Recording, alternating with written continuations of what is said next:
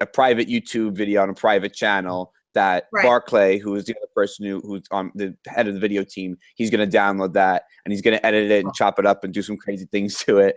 And then it's going to accompany the article essentially. So it's going to kind of be a companion to the piece I'm going to write. Sounds good. Good.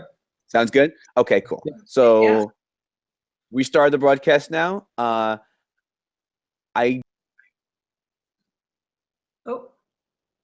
Okay, good. Okay, I'm back. Don't worry. I want to try something. I thought I'd figured something out, but I had not. So I'm gonna let. So okay. So first thing I'm gonna ask Raji, if you want to start. Why don't you introduce yourself a little bit? A little about where you come from, kind of your story coming from Damascus to Aleppo to Canada and then to the U.S. Kind of maybe just a little bit how just kind of give a brief intro, if anything. Okay. So yeah, my name is Raji Alatassi. I was born in Damascus, Syria. And then at about age 8, my family moved to Aleppo. My mom is from Aleppo, so that's why my mom wanted to be closer to her family. And about 95, my parents started immigration paper to Canada because they thought it'll be a good place for us to live, and especially that they wanted us to go to college outside Syria. And then in '96, we did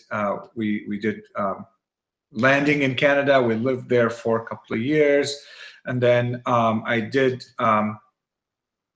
and I finished high school, and then I wanted to move to Canada, and then we lived there, and then I went to Valparaiso University in Indiana to get my electrical engineering. And then, so that's where I spent 4.5 years. I was supposed to graduate in 4, but senior year was a little bit more fun than I wanted to end it. And then after that, I graduated and I took a job with my dad's company, and I moved to start working in North Africa and the Middle East. And that's where I met Mara through a mutual friend. And I ended up back in Houston. Mm-hmm. And that's how reconnected with Mara, and her way of convincing me that I should hang out with her was to invite me to Colorado. And I was like, this is wonderful. Yeah. I get a cool state and a wonderful companion. So I didn't start dating again. Sweet.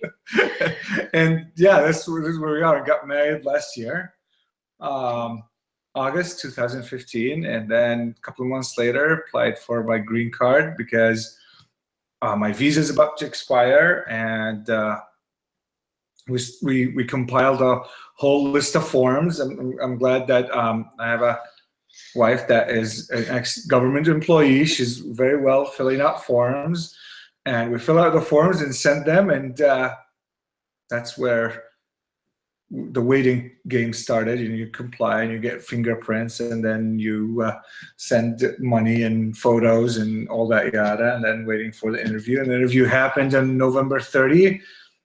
And we thought we're there, but we're not there. Our quote unquote, our file was not thick enough. And, but we have a baby now. So I was like, okay, hopefully that will help prove that this is a bona fide marriage, but no. So we had to compile more paperwork and more emails and photos and affidavit of support from various other friends and emails and mortgage. And also my medical exam expired, so I had to do a new one. So we sent another one a week later, and then more waiting game happened, and then this thing happened, and you're like, oh my God. Yeah. So I was supposed to do introduction only, but I kind of like segued into the whole thing. Yeah. Yes. That was absolutely perfect. Mara, do you want to do something a little similar? Sure. Okay. So, hi, I'm Mara Andersen. I grew up in Denver, Colorado. I, started getting interested in traveling around the world when I was in high school. And eventually, after I graduated from college, I applied and I became a foreign service officer for the U.S. Department of State. So I was basically a diplomat. I served the U.S. For 10 years. I was posted in Hong Kong and the United Arab Emirates and in China. And then I came back to Washington and worked in State Department in Washington for several years. When I was in the UAE, when I was at the U.S. Embassy there, I met Raji, as he said, through a mutual friend of his who actually was a fraternity brother of his, and a friend of mine, and we went out to a mall for coffee, because that's what you do in the UAE, and had this great, wonderful conversation. And at the time I remember thinking, like, this is a really nice guy, and then thinking, yeah, that'll never work. So kind of put it on hold in a way. But we really, over the time that we were in the UAE, we became really good friends. And I headed off, because I was really, really very dedicated to my job. I headed off to China and kind of kept in touch with Raji, and then moved back to Washington. He was here in Houston. We kept in touch. And then sort of toward the end of my time with State, we were trying to figure out a way to kind of make it work for the both of us. And it was a very tough decision, but I decided that really it made more sense for me to step away from State Department and from that lifestyle. My colleagues, they really endure a lot. They move every 2 or 3 years. They bring their families with them, and I admire them deeply for doing it. I, for one, was not really ready to do that, but it seemed like a natural break right then. So I quit State and moved here to Houston, and Raji and I got engaged all at about the same time. It was crazy. We bought a house. We started grad school. Raji started grad school. I was looking for a job, all sorts of stuff. And then in the midst of that, of course, we got married and had this fabulous wedding. As Raji mentioned, I'm from Colorado, and Estes Park, Colorado is kind of a favorite place for our family and a place that we wanted to host Raji's family. So we had this huge, crazy wedding. It was so much fun. Big blowout wedding weekend in Estes Park. And then, a couple months later, we were married in August. In October, we then filed all the paperwork for Raji's green card and kind of began that journey. So, really, when I think back to it in October 2015, here we were just so full of hope, right? I mean, we had the support of our families. We were starting this marriage. We were starting kind of this new chapter in a new city for me. And, everything was looking pretty good, pretty excited. Yeah. Yeah. Raji was starting school. Yeah. Well, midway through school at that point. Yeah. But yeah. So then we applied for the visa, and obviously there's that piece of the story too. Yeah. Yeah.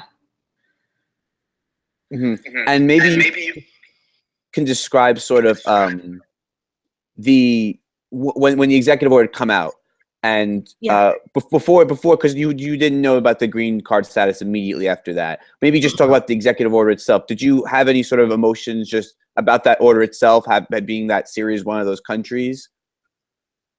Do you want to go first? Sure. I think when the executive order came out, well, there were leaked information that something's going to come out, and I'm like, okay, it'll be interesting to watch this. And then the executive order came out, and we were on the way to the movies. We were going to go see La La Land, and I was reading that executive order as like in the car. Mara was driving, and I was like, okay, this doesn't look good. And Mara was like, oh, but this is it only says people from these countries. I was like, well, the last time when there was NCRs, it affected dual nationals as well. So I expect this to affect dual nationals. And I as much as I wanted to enjoy La La Land, I didn't really enjoy it because my mind was going like 1,000,000 miles an hour. I was like, what does that mean? I knew that the language was around like preventing people from coming in, but like we read through the executive order, and I was like, well, language is kind of vague in a bit. There's a lot of areas where I think, in my opinion at least, it lacks like specificity. And then I was like, well, anybody could interpret this anyway. And it was the weekend, so there was no way to contact anybody. But that weekend, I was like, okay, I didn't sleep very well that night. And then Saturday, I'm glad that I go sailing. So I went sailing, and it helped to kind of just like not think about it and just kind of like, but it did haunt me all weekend long to know what was going on. And then coming Monday, I was like, okay, I gotta go see a lawyer and know, like, did they communicate with USCIS? Did they know anything? And then found out that, and I was like, okay. And then more and more information are coming up, and you watch it throughout the weekend, and you're like, oh my God, it's like, first it's like green card holders, and then dual nationals, and then no, and then you realize it's like, well, it seems like it's up to whoever is sitting at that desk interpreting the decision at that time. And if you wanna be a good, quote unquote, good employee and edge of that on the side of cautious, you know, I would table all these applications. I wouldn't touch them, you know, because you never know. You don't know what's going on. It's just like I'm an employee. If I get something, you know, so that's where I'm like, okay, is there a way to communicate? How do you know? Like there's that thing. It's like, okay, so now what? You know? Yeah. I remember reading it. Well, first it came out. What? Friday. Wednesday? Friday. And I remember reading it and kind of putting on my like bureaucrat hat and reading it and thinking, at first, honestly, I read it and I thought, this is really vague, but maybe what's going to happen here is that the agencies that it affects are going to kind of toss it back to their lawyers, and the lawyers are going to start to interpret it. And so they'll decide, okay, this is what we think this means. And then I thought, well, I don't know, you know, in between, what are they going to do? Are they going to just kind of roll with it? Are they going to kind of drag their feet on it? Is it going to be a thing where it starts to be put into action even though they haven't made an interpretation? I didn't know. And in the meantime, I remember reading it and rereading it. And the thing I kept focusing in on, which Raji is right, I didn't know, I actually kind of pulled a 180 and changed my mind on, was that I kept looking at the way they described those countries. And that it wasn't clear what from meant. You know, did from mean born in? Did from mean citizen of? Did from mean my plane was taken off there? Like what, I couldn't tell by the wording. And I thought, well, shoot, if I were sitting in those shoes, like Raji was saying, if I were the person sitting in the window, what would I do? You know, and would I stick my neck out, you know, or would I be very cautious and kind of try to just use the broadest definition I could, which would really exclude a lot of people. So that started to make me pretty nervous. The other part that I think made me really nervous was that I could see how in the media over the weekend, especially, but even before then, I could see how, because there were a lot of things in that executive order. I could see how the part about the wall was going to play and be important. And I'm actually surprised that it's not gotten more attention. I could see how the refugee piece was going to get a lot of attention. I could see how, you know, the part which we did see over the weekend of, you know, how would it affect travelers and that kind of entrance. But I could also see how Raji and my situation was not clear, but also was not that like exciting. You know, it's hard to really get excited about people who are sort of in the midst of a bureaucratic process. You know, you don't tell stories about people waiting in line at the DMV. So I started looking at it and thinking, oh my gosh, you know, this could be impacting us and nobody's going to talk about it, you know, and it's not just us. It could be impacting lots of families who've been doing the right thing, who've been here and they're legally here and they're, you know, following the process they're supposed to follow, and all of a sudden they're shelved. And so that started to make me nervous. So then, you know, Raji knows this about me, and it's sort of that like sort of bureaucrat personality that he keeps alluding to, you know, my response to it was, okay, one, it's the weekend, and so there's nothing we can do. Like, you know, no office is open. There's no one for us to call. We need to sort of really try to not worry about it too much, because it's just going to bog us down, which is almost impossible. But, you know, let's try to, you know, we've got other things to think about.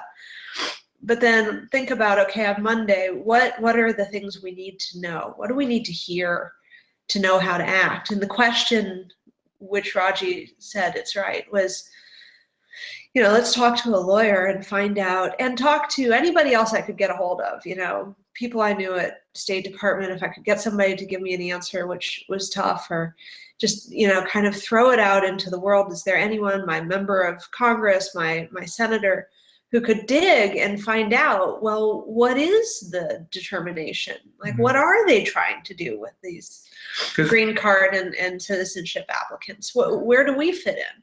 Because maybe it's fine, maybe it's not an issue, maybe it's not, but I need to hear something. So on Monday, we really went to work and started, you know, trying to gather a lead or something to tell us, okay, this is what's happening right now. I think that the thing that I forgot to mention, when I got to work on Monday, the lawyers at work sent me a note, and they're like, how are things going? Did you get your green card? Because they're the ones who filed my H-1B. And I said, explain to them what happened. And he responded with, there's an organization called AILA, which is an association of immigration lawyers, or AILA, A-I-L-A. Thank you. And that questionnaire had the response of that association, which is, I think it's like a lobbying group or like a work group, and that had questions on everything that had in that executive order. Yeah. And then basically it was like, okay, how we're going to do this, and this is going to put a lot of stress on this. And one of the things they said is, like, the law that the executive order references has under it the change of status. But it was not very specific. It does not refer to these articles and does not mention them, but it does reference that law. So it's not like, it's like when you say, it's like law so-and-so, section so-and-so, but also sections A and B refers to the change of status, but it doesn't say how does it impact them. So that's why I was like, when I saw that, I was like, oh, okay, if it references it and nobody tells you what to do, then you want to table those. Yeah. And that's when I was like, he recommended that I speak to someone locally who could be in touch with the USCIS here. And that's when I went to Foster Global. Yeah. And I set up the appointment on Tuesday with Alexandra, who said that, yes, they stopped. And when you saw that note, and when it, you know, and after you spoke to Alexandra, and, you know, when it became clear that this could possibly affect you, can you maybe take me through that sort of emotional, that sort of where you were at that place, mentally, emotionally? Yeah, I think the first thing that things start going in my mind was like, okay, so what's next? You know, okay. I guess the first thing I was going through my mind, we're going to have to wait the 90 days and maybe something will come out. So during that time, and then what if my visa expires? And then I was thinking, okay, maybe if my visa expires, then I'll be able to stay because I'm still in the process. But what if I lose my job? Okay, and then Mara is going to be on leave without pay. So what are we going to do in terms of money? And then by the same time, I was like, well, these people are really making it hard to live here. So do I really want to live here? You know, it's like, you know, you open the news and it's like, oh, Muslim this and Muslim that. And I was like, you know, this just sounds like not a very good place to live. And it's like, okay, maybe I need to start preparing myself to move. You know, and Mara was like thinking, it's like Canada. I was like, but it's cold. I don't want to, you know, like Canada's cold. I like somewhere where it's warm. So where do we go? And it's like, oh, and I just got myself to crew on a boat, and I like that. And we have all these friends from grad school, and we hang out with each other all the time. It's like, oh, I gotta go make new friends again. It's like, oh, this is all. I'm old. I'm getting older now. I can't put up with crap and friends. You know, at the same time, it's like, oh, and my job. You know, it's like I got in here before graduated grad school. Like my kind of my career plan was getting in place, was stumbling a bit, but it was like, okay, but it's still here, and I have a network of people, and I'm talking to them, and I'm like, okay, I gotta rebuild that network. It's like, oh my God, that's a lot of work as well, and there's gonna be a kid. It's like, oh, this just sounds awful. I think I want to move into my parents' basement, you know? It just sounds childish, but I was like, this is just overwhelming. I don't know what I want to do. Yeah.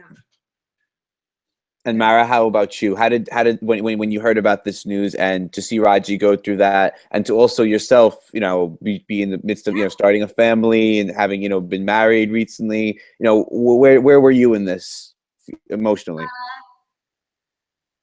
I fell apart. I might fall apart right this minute.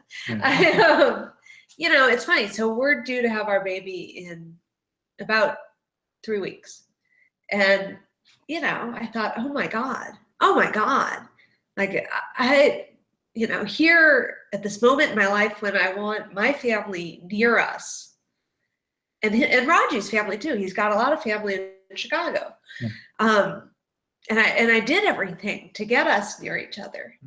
I thought, oh my God, we're gonna have to move away. I'm not ready to move away. I just moved back. So that was awful. Yeah. And then in the meantime, you know, you don't want to see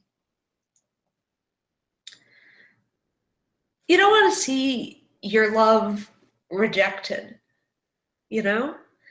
No, it was really upsetting because, you know, you think about, I see him as this wonderful person who's, you know, dedicated to his friends. He's very dear to his family. He's great to his colleagues. He, you know, works hard. He's way more in tune to, I'm totally falling apart.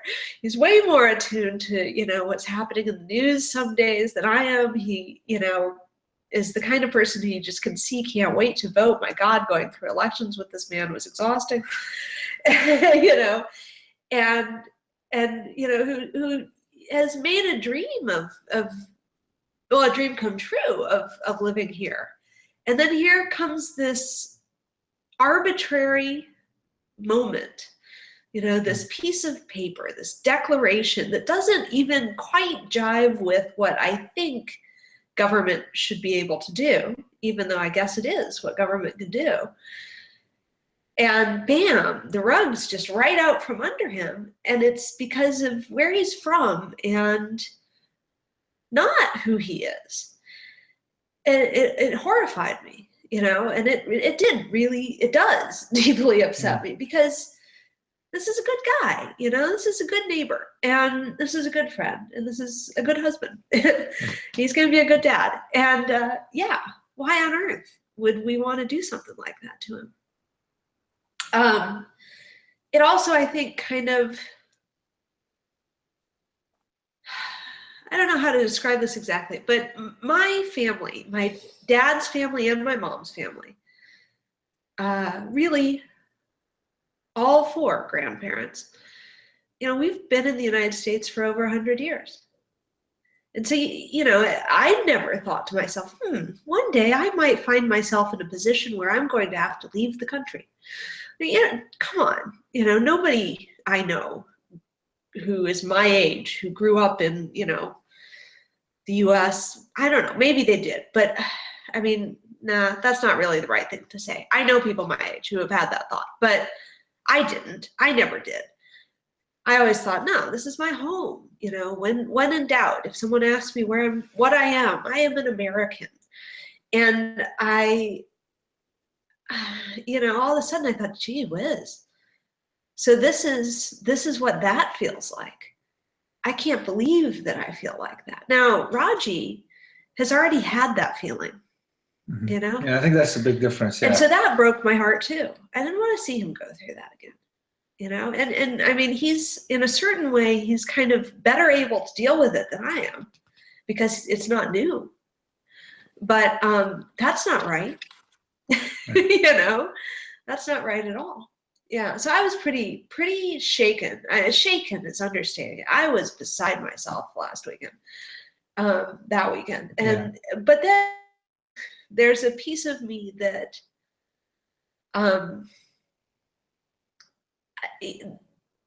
it's sort of combination and I guess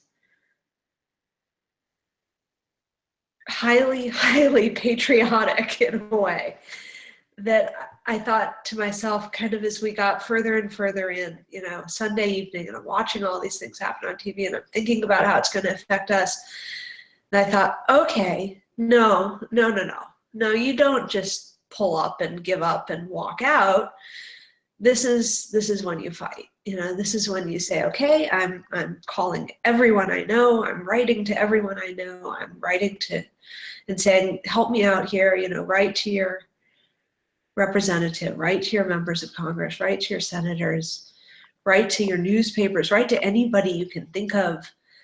Tell me who I can talk to. We've got to raise the alarm here. This is not okay. And it's partly not okay for me and my husband and my family, but it's also not okay because we know we're not the only ones. You know, we know that this executive order is, you know, it's funny, when all Foreign Service officers have to do visas. That's one of the first things you do. And so you learn about the Immigration and Naturalization Act. And I remember very clearly when I learned it, that one of the people who was kind of teaching us that process said, you know, this act is written to keep families together. Because you look at how it's kind of the logic behind it. The logic is either your family's here or your family's there, but we're going to keep you with your family wherever that may be. And the hard part of the act is jumping from one to the other. So bringing your family from there to here is hard. And I remember thinking, no, this executive order is not written to keep families together. This is not written that way. This goes against the spirit of that act, which kind of gave me a little weird piece of hope, you know, because I thought, well, okay, you know, then I got to rally and I got to, you know, do the thing that I have always told people is what's great about this country and hope that it works, you know, hope that I've been telling them the truth. And, you know, so we did, you know, Tuesday we got online and wrote everyone we could think of. I mean, it was, you know, whip out that same wedding guest list plus, and, you know, pestered as many people, and the response was unbelievable. That was awesome. Unbelievable. Yeah. I mean, it just felt empowering. It felt good. I mean, that was like the first day I was like, you know what? If nothing comes out of it, it just feels so good for these people to rally around you and, you know, and be like, kind of like support you. And yeah, I was like thinking before, I was like, yeah, do I really want to stay here? This place is no longer welcoming, you know. And I flashback from post 9/11 is coming, where it was like, oh, I don't know if I want to, you know. And then all of a sudden I was like, no, but you know what? I want to make this my home. And if a certain group of people don't want me here, then I just have to deal with it, you know, because there is a process, and this is a country of laws after all, and great. And there's one process to do one thing, and then there's another process to push back. And I think we just have to trust the system in a way, and then use it, give it a try. Give it a shot, and give it a try, you know. Yeah. Are you too scared for the next few years? Are you scared for this presidency? Are you worried that these sort of problems might arise again? I think so. Yeah, I'm worried. I think it's going to be a bit toxic, you know, because it's going to be one executive order and then, or something, or Congress might do something, and then somebody, like legal bells. But in the meantime, as we saw, government does not move within minutes. It takes days and weeks or months, you know? Mhm. And during that time, there'd be a lot of collateral damage. Yeah. You know, when you hear someone, and I don't think a lot of people realize the damage that is being done. You hear someone that says, oh, it's a small inconvenience. I was like, small inconvenience is like when I try to find a bathroom in the mall and nobody wants to let me in. This is not a small inconvenience. Right. This is a whole family being ripped apart and trying to figure out how to pack a house and a wife and a kid and finding another place to live for 4 years until this place becomes sane again. You know, this is not a small inconvenience. It just infuriates me. I was like, you listen to some people and like Yeah. you know, and then at the same time is like, it's that rhetoric of fear is always dangerous, because the moment you start saying is like, oh, all is fair because we're trying to protect the borders. And I'm like, well, I've heard that rhetoric before, you know, for the Arab world for 6-7 years now has been saying like, we got to suspend liberties because we have a foe in you know, in Israel. We gotta do that. And it's like, so that rhetoric is not new, you know, and that's what really kind of like hits home, you know. It's like, you know, like I left Syria because I do not believe in that rhetoric, and all of a sudden it's like that rhetoric has ground here. Yeah. Well, and I think, you know, I had this sort of sinking feeling in the midst of all of it, because there were so many executive orders also in those first 2 weeks, and then that one. And I thought, you know, it's sort of like, I guess, the wheel of misfortune, right? That it goes around and around, and you wonder who it's going to be pointing at next. So maybe it's us this week. And maybe next week it's really awful to be an African-American man because he made a promise about stop and frisk. So when's he going to follow through with that? Or maybe it's going to be awful to be, I mean, we've already seen it's tough to be a federal worker. It's tough to be a National Park Service employee, or it's, you know, that at some point it's, you know, my friends who are gay are worried, and rightfully so. As a woman, I'm worried, and rightfully so. And so it's sort of like, well, you know, we had this moment for ourselves where the arrow was pointing at us, but boy, it's going to keep pointing at lots of folks. And of course, some of those times it will be us again, just in a different vein of our lives. So yeah, I'm definitely really concerned. The diehard optimist in me, of course, I find incredible hope at the way that people are responding to this, you know, the kind of protesting and the kind of, you know, uproar that's here. I worry that we're going to get tired. I worry that we're going to become fatigued. And, you know, it was funny, even with us, we had several friends who wrote back to us and said, you know, this was the first letter I sent, and it's the first letter I've ever sent. And I guess I got to start making that part of what I do, but I've never done that before, you know, and that's great in a way, but in a way I also worry, well, right now at the start, it's easy to kind of get that energy, but how do you sustain it? You get worn out. So yeah, I'm nervous, definitely. I think that it's a really resilient country. I don't think that, you know, I do think that this isn't like the end of America forever or something, but it feels dark. It feels like dark times. Yeah. Sure.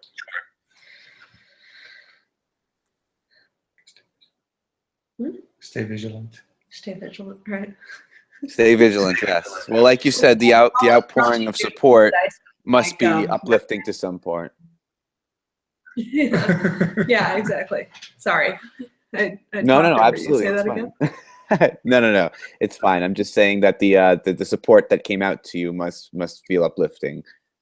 Oh, Yes. it was incredible. Yeah. Yes, and then Mara's dad flew in on Friday. Yeah, It was that so helped. nice Yeah, to hang out. just to come say hi. Just to come Yeah, say hi. And yeah, we yeah. went had Indian food. Yeah, It was and always Mexican good. food. And Mexican food. And That sounds delicious. Yes. making America great again through Exactly. our eating. You know? And shrimp and grits. Shrimp and grits. It was a really good weekend. Yeah. The support we received was unbelievable. There were a few things. One was that the way that friends and family of ours would take this request. I sent out just an email saying, listen, we need your help, and this is what's going on, and here's a sample letter if you want something.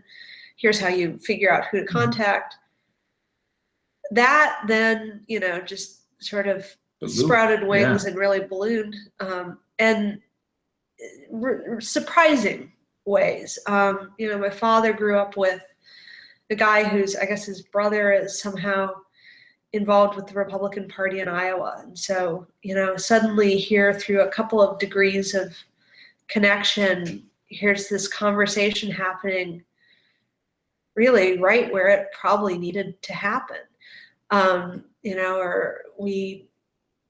have a friend who's, working in the mayor's office here in Houston, and, picked up my note to her and took it over to him and said, listen, this is one of the people that I know, and here's what's happening for her and her family. And some people sent photos of us and my friends, and sent it to their friends, and be like, this is Raji, and this is a friend of so and so, and this is their problem. So even if you support that executive order, this is what that executive order what's happening. happening. Yeah, absolutely. Yeah. Well, and within sort of branches of our family, of course, there are folks who probably did vote for Trump, and both my parents took that opportunity to kind of call those folks up and say, listen, this is family. This is impacting family. Don't think that this is some other people somewhere. This is Mara and this is Raji. Remember you were at their wedding? and we fed them. Yeah, we fed you. We danced with you. We're, and I think that it's kind of an important thing for folks to recognize, is that it's not so far away. This is your colleague, or the guy who, I don't know, it could be your doctor for all I know. Anybody. It could be, yeah. I mean, Yeah. Valparaiso, Indiana, I think all the doctors there are Syrian. Yeah, well, there It's you just go. very fascinating. Yeah, Yeah. I think when people talk about refugees and immigrants, I think in the back of people's mind, they think of people coming on ships and getting off Ellis Island. It's just like, that's movie. Yeah. Or they think about like the migrants that are walking through, the refugees that are walking through Europe. And I'm like, that's different. This is, it's different in the US. Plus, this is a nation of immigrants. People have been coming here since 14 something, Earlier. or earlier. Yeah. And then another thing, I think that this country has that people that come here integrate well, because you could be anything and American, which I think you don't have that luxury anywhere else in the world. Probably Australia, maybe. I don't know. I've never been there. But, and I think that's what makes this place so unique, is that you can come here and do, and still, like my family, they cook Syrian food, and they have salad dishes and they watch Arabic soap operas, but at the same time they are Americans. They are part of that society. They contribute to that society, and I think they contribute very well, because a lot of these people come from places where they were not allowed to contribute or be part of society because of who they are. Or they come here and it's like, okay, this is like, and I think Mara and I talk about this, like the first generation just wants to make money because they come here and that's what, and then the generation that follows wants to be part of that society. But even if you want to make money, you're helping this place, you know? Right. Yeah. And so it's just very fascinating when someone is like thinks that immigration of any sort is a problem here. It's just Yeah. It's very weird. yeah. And what would you say to people who weren't yet in the country when this executive order came out? People who were coming from Syria, from Iraq, people who did have the sort of hopes of that you know, people like you and your family did to come to the country and start a life, who, you know, were interrupted by it. And yes, it's been suspended now, but you know, I'm sure it's still a very real fear. We don't know what's going to happen next with it. I think they like, keep the hope, you know, and I think there's encouraging news. More and more people are coming. I think for a lot of these people, it just sounds. It's got to be awful. It's awful, you know. I have a habit of listening to NPR, and then you talk. There's this family that sold everything, and all of a sudden they were on a plane, and then they put on a plane and sent back. And I was like, what do you tell these guys? You know, just tough luck, you know. But you can't. I think what you gotta tell them is like, you know what, we're here for you. We'll try to do the best. And I think they gotta realize that they're not alone. I think that's the most important thing. I think that's the worst feeling ever is that you feel alone. And I think these people should never feel alone. And there are many organizations inside the U.S. and outside the U.S. that will look after them. And I think the thing. Sorry, it took me a while to come to that thought, but I think the most important thing that these people should realize is that they're never alone. Yeah. And there are a lot of people that have heard their stories, and maybe what is on our part is to go and investigate more and more, so that none of these people feel alone. Right. Yeah. I agree with you. Well, and that we're on your side. Yeah. You know, that, I mean, this is the thing about, it's sort of the bittersweet of this, is that the bitter, of course, is that this executive order came out. The sweet is the uproar that came out afterwards, and that clearly there's a huge portion of this country that wants those families here and is anxious to welcome them. And I gotta hope that we will. My faith is shaken too. And certainly, you know, we don't always have the best track record on this, but I think if we put our minds to it, we have the opportunity to get it right this time. And so, you know, let's at least give it our best to get there. I was thinking as you were asking that question, my oldest friend, her family, her mom's family was from France, and her dad's family was from Poland. They're Jewish. And her dad, at the end of World War II, it's an amazing story. The whole story is amazing. But at the end of World War II, her dad and her dad's brother had been in an orphanage. And somehow her dad's parents managed to get them and then get out into Free France and then start, you know, applying to get out of Europe. And as it turned out, the place they could go to was Mexico. And what's crazy here is that they actually transited, I think, through the United States to get to Mexico. They could not get into the US. And then later, decades later, right, when my friend was before kindergarten, you know, just about to enter into kindergarten, they emigrated from Mexico to the United States. And I think about, the family that got turned around on the plane. And I think about my friend's family. And I think, well, God, I really hope it doesn't take you, 30, 20 years to get here. Although if it does, we're still going to greet you at the airport. We're still going to make sure that you have somewhere to go. But let's try to kind of shorten that a little bit this time around. Let's be smarter. Let's be ready, you know. And I think, yeah, I think that there's a lot of people who are on, I would say, know that there are a lot of people on your side, even if it doesn't sound like the loudest voices, you know. Sure. Yeah. Mara, Raji, thank you so much for everything. Is there anything else you'd like to add? Anything else I know you've said a lot on the matter. I know I've been grilling you for a while. If there's anything else you want to say, please go ahead. Otherwise, I mean, it's been fantastic getting to know you guys. Thank you. Even briefly. Yeah, it's been wonderful to talk. Thank you. Thank you. Yeah, thanks for Awesome. listening. Okay. And also, you know, you can reach out to me by phone, by email, anything you like. I'm going to try to write this up tonight and tomorrow, and I'll be sure to let you know when it's coming out, okay? Awesome. Sounds I love good. it. Thank you, Tom. Thank you, Tom. All right. Have a lovely evening, guys. Good night. You too. Bye.